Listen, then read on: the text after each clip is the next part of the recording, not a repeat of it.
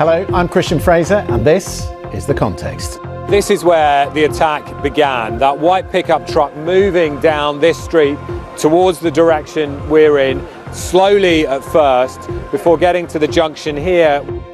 Let me be very clear about this point. This was an act of terrorism. It was premeditated and an evil act. This is a lone actor. Therefore, we are confident that we can open Bourbon Street and the rest of our city.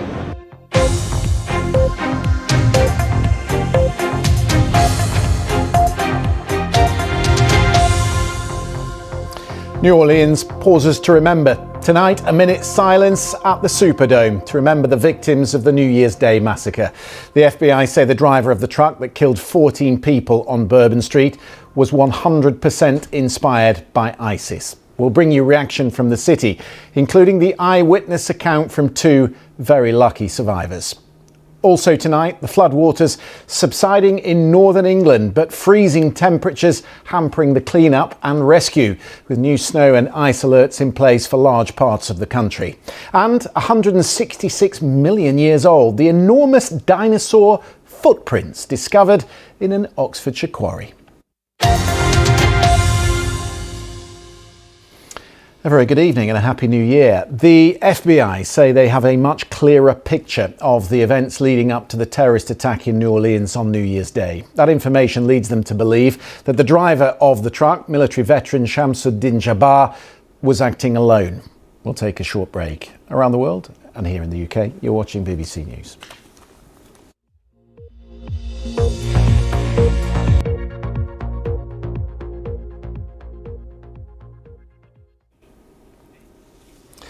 Well, US authorities say there is no apparent connection linking the attack in New Orleans with the explosion of that Tesla Cybertruck outside the Trump International Hotel in Las Vegas yesterday, even though there are some curious similarities. The dead man recovered from the vehicle has now been named as Matthew Allen Livelsberger. He's a 37-year-old Green Beret. Dr. Matthew Levitt, good to talk to you tonight. Thank you for coming on the programme. Let me just leave you with some pictures from New Orleans. We can show you the Sugar Bowl game, which is just about to begin in the next half an hour or so. The game between Georgia and Notre Dame. Plenty of people there. Lots of security as well. Extra officers brought in and also the sniffer dogs tonight to reassure the public. But will be some relief, I think, that they know this man was acting alone.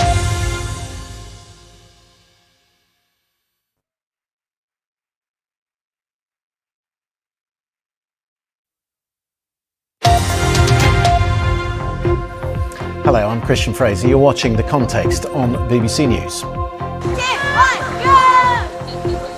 The cold weather alerts are sent out as temperatures plummet across the UK. Snow and ice forecast for most of England and Wales and parts of Scotland.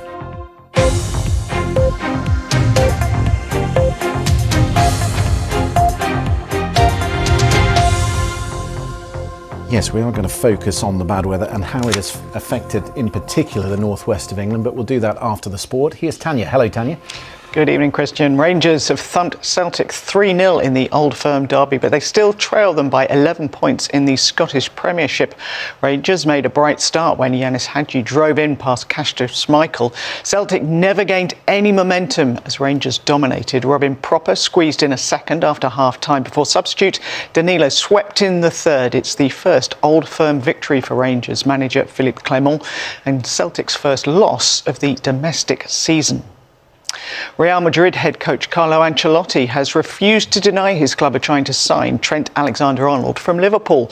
We understand the Spanish side had made an approach which Liverpool pushed back on. Spanish media also report Real are willing to buy the England international this month, but Ancelotti wouldn't be drawn on the situation.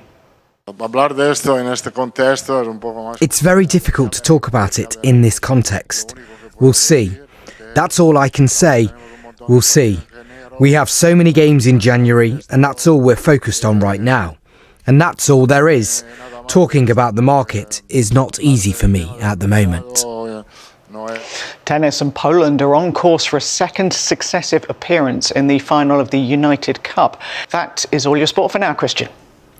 Thank you very much, Tanya. Watched the quarterfinals of that last night. It was very good.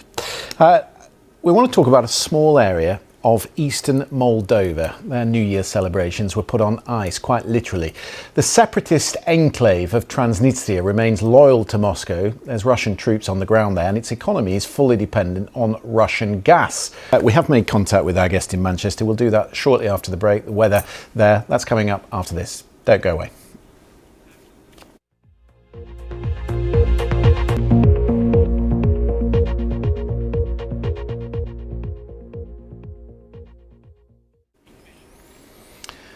Greater Manchester is reeling from the flooding which followed several days of heavy rainfall. A major incident was declared New Year's Day with scores of homes evacuated, hundreds rescued from a hotel.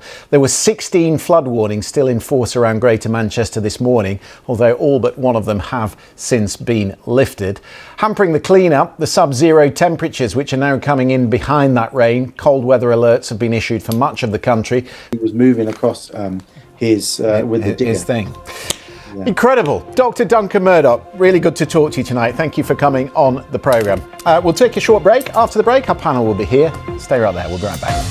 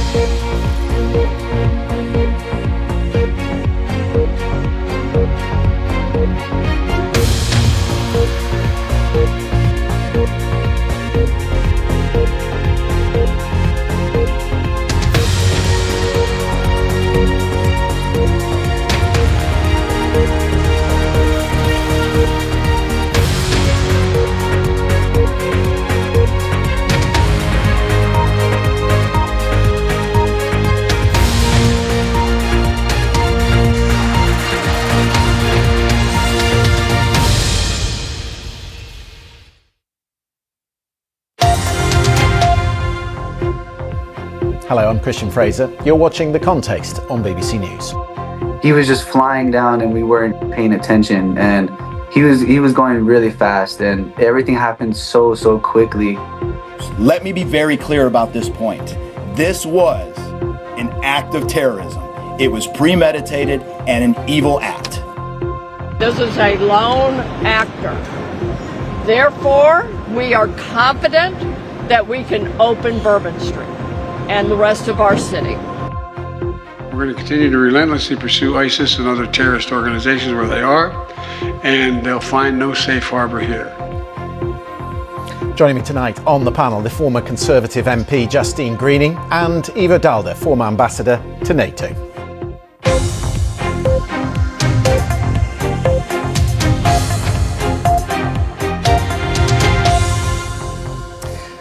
Very much looking forward to talking to Justine and Ivo later in the programme. First though, let me bring you the latest BBC headlines. The FBI says they now believe the man who carried out the deadly attack in New Orleans was acting alone.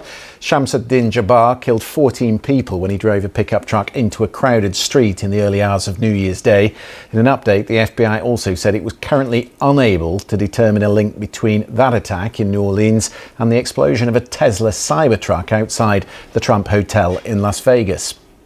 Cold weather alerts have been issued for large parts of the UK as temperatures are set to plummet over the next few days.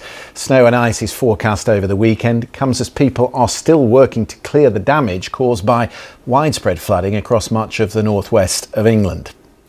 12 people were killed in a shooting in Montenegro on New Year's Day in a series of shootings by a single gunman. Authorities said the man, a 45-year-old, had been drinking heavily before getting into an altercation with a guest at a restaurant in the southern city of Cetinje. He later returned to the restaurant with a gun before killing several customers. And the rapper Stormzy has been banned from driving for 9 months after an off-duty police officer caught him using a mobile phone behind the wheel of a Rolls-Royce in London in March last year.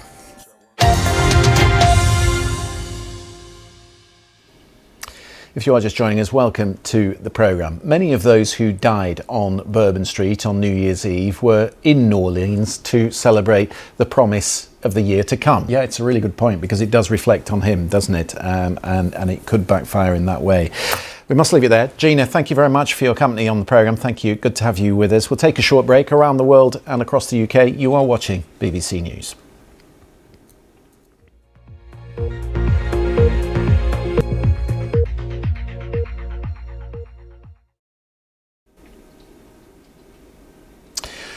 The FBI said there's no definitive connection between that New Orleans attack and the explosion of a Tesla Cybertruck yesterday outside the Trump Las Vegas hotel, although it's still very early in the investigation.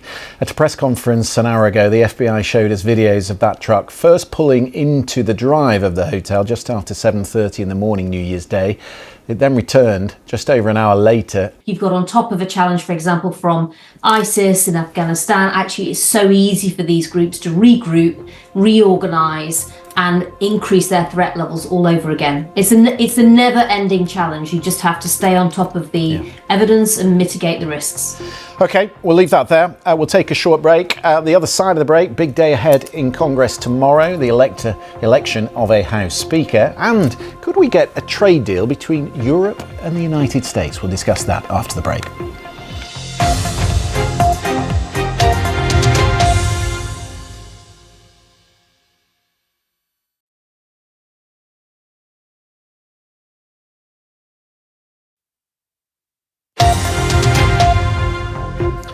Hello, I'm Christian Fraser. You're watching The Context on BBC News. All eyes on Mike Johnson ahead of tomorrow's crucial vote in the House of Representatives. He'll need almost all hands on deck to secure his fate as Speaker.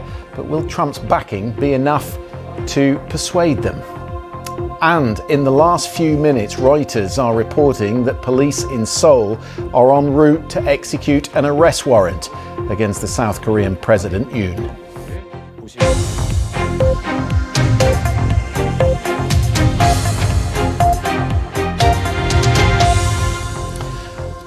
Just before we move on, let me just show you those live pictures from Seoul, because I can see hundreds of people waving flags outside the presidential residence at the moment. We know, in fact, we knew ahead of this that an arrest warrant had been issued for President Yoon, which had to be executed, I think, in the next 48 hours. Reuters reporting that police are now en route to the presidential palace, and clearly his opponents will watch how it goes. We'll take a short break. Around the world and across the UK, you're watching BBC News.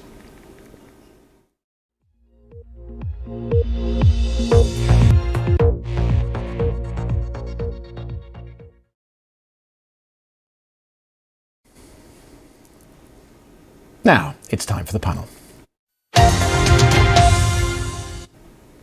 Justine, I'm going to start with you.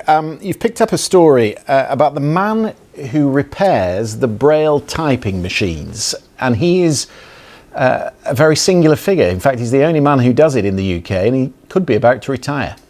In part because Bob Kagan is probably one of the great critics of Donald Trump and has been for a long time. So you don't think he has a copy? No. I don't think, I'm not sure he has any copy of any book, but certainly not this one. I wish he did, though. We will leave that there. It's probably a good place to leave it. Ivo, Justine, lovely to have your company. Thank you very much indeed for coming on the programme tonight. We will be back for one last go this week, tomorrow night. I hope you'll join us for that. We'll see you then. Have a very good evening.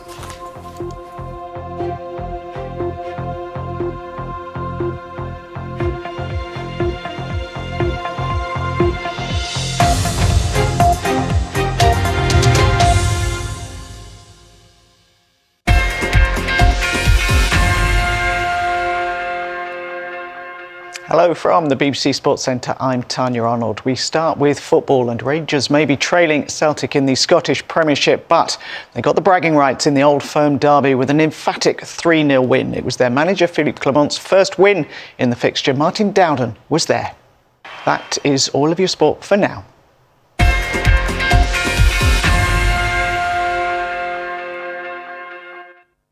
Hello there. As the wet and windy weather cleared south on New Year's Day, it opened the door for cold October.